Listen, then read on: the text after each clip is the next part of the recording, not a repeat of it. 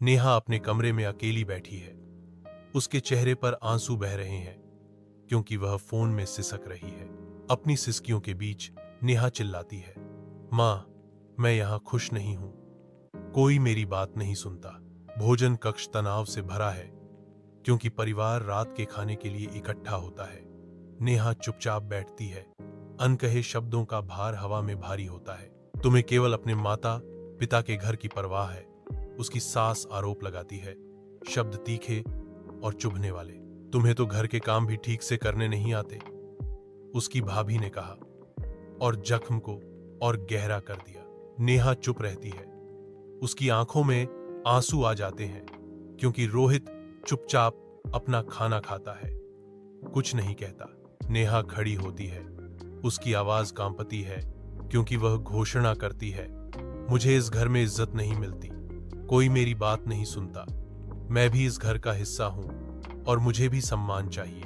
सास और ननद नेहा को घूरते हैं। उनकी आंखें गुस्से से भरी हैं। रोहित हैरान दिखता है। उसके चेहरे पर सदमे और भ्रम का मिश्रण है। नेहा की आवाज दृढ़ संकल्प के साथ कठोर हो जाती है क्योंकि वह घोषणा करती है, अगर इस घर में मुझे अपनी जगह नहीं मिलती तो मैं खुद अपना रास्ता बना लूंगी। नेहा भारी मन से अपने कमरे में अकेली बैठी पैक कर रही है। रोहित कमरे में प्रवेश करता है। उसकी उपस्थिति उसकी गतिविधियों को रोक देती है। मुझे माफ कर दो नेहा, मैंने तुम्हारी बात नहीं सुनी। मुझे एहसास हुआ है कि रिश्ते में प्यार के साथ समझ भी जरूरी है। रोहित गिड़गिड़ाता है। उसकी आवाज पछतावे से भरी हुई है। नेहा रोहित की ओर देखती है। उसकी आंखों में आंसू भर आते हैं।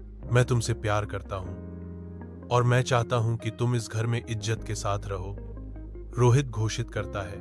उसकी आवाज नए दृढ़ विश्वास से गूंजती है। नेहा अपने परिवार के प्यार से घिरे डाइनिंग टेबल पर बैठती है। उसकी सास नेहा को स्नेह से देखती है।